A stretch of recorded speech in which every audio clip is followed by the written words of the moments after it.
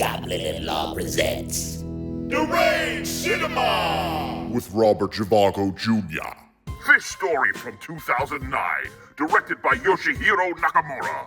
This Japanese cult classic hops across decades from 1975 all the way up to the impending apocalypse of 2012. In the 1970s, an unpopular band records their final track. It's called Fish Story.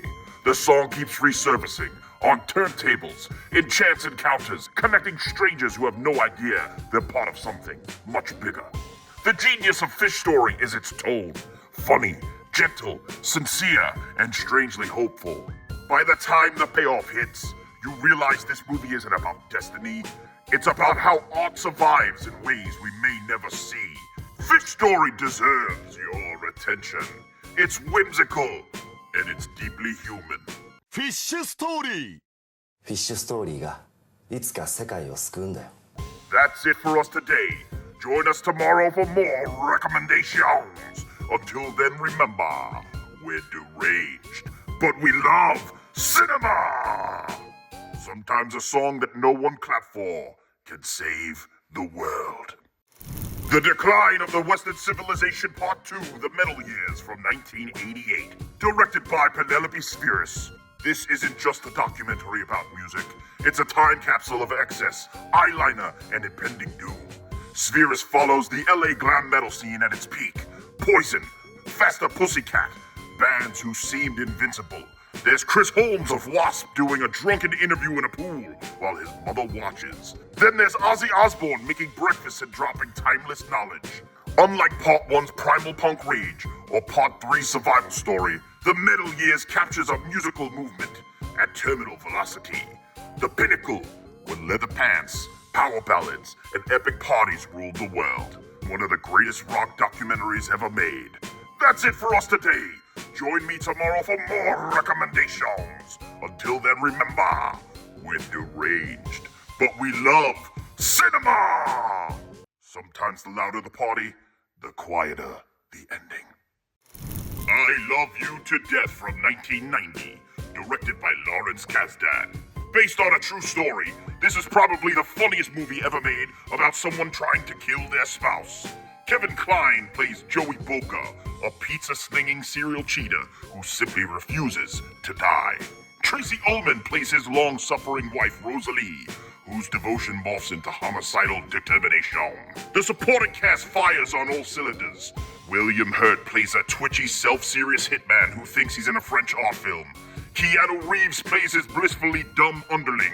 River Phoenix and Joan Plowright add nothing but pure charm. Romantic, criminal, and oddly life-affirming. I Love You to Death deserves a modern resurrection. That's it for us today. Join me tomorrow for more recommendations. Until then, remember, we're deranged, but we love cinema! If your relationship survives this many murder attempts, maybe try couples therapy again. The Brain That Wouldn't Die from 1962. One of the crown jewels of mad scientist cinema. A car crash decapitates Jan Compton, the fiancée of an egomaniacal surgeon named Dr. Bill Courtner.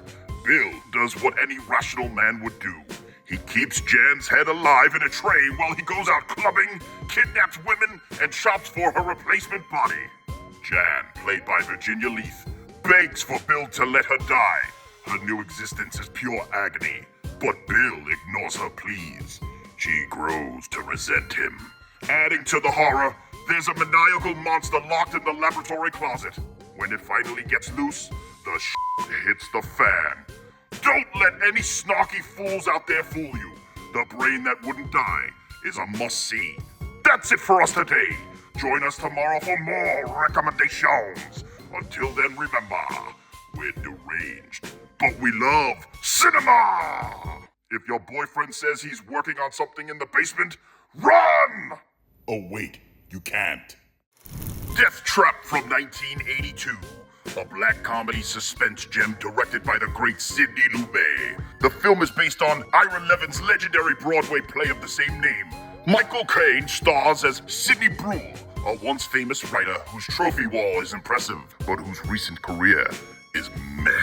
Along comes Christopher Reeve as Clifford Anderson, casually handing over a manuscript of a play that's so good it makes Sidney consider the unthinkable. What if I just killed this kid and took all the credit?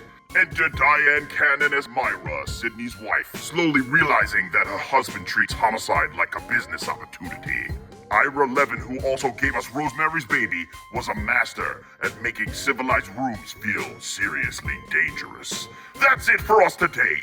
Join me tomorrow for a new Saturday double feature. Until then, remember, we're deranged, but we love cinema! And now, Michael Kine. What they didn't know was that the diarrhea that I thought I had well under control was not equal to the strain of my gallant mission. Thank God for dark brown trousers. On today's Saturday double feature, we've designed a program that will test the structural integrity of your brain. First up, it's Head from 1968, directed by Bob Rafelson and co-written by Jack Nicholson. Yup, that Jack Nicholson. The monkeys detonate their own TV personas in an experimental psychedelic experience full of war, Broadway numbers, and the overwhelming sensation that 1968 is just trying to escape from 1968. It's fame eating itself on camera and set to a phenomenal soundtrack. Ronald Reagan shows up in some archival footage, so we'll directly pivot to Bedtime for Bonzo from 1951, where Ronald Reagan plays a wholesome professor raising a chimpanzee in his own home to prove that nurture beats nature. Who am I kidding? There's nothing better than a chimp in pajamas. Bonzo gives one of the greatest animal performances of all time. God bless American cinema. That's it for us today. Join me tomorrow for a brand new Sunday soft pitch. Until then, remember, we're deranged, but we love cinema! Double features don't always have to make perfect sense.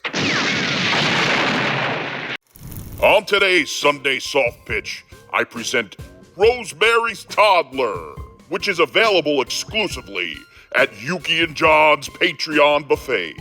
Join me tomorrow for a new week of recommendations. Until then, remember, we're deranged, but we love cinema! Yuki and John's Patreon buffet.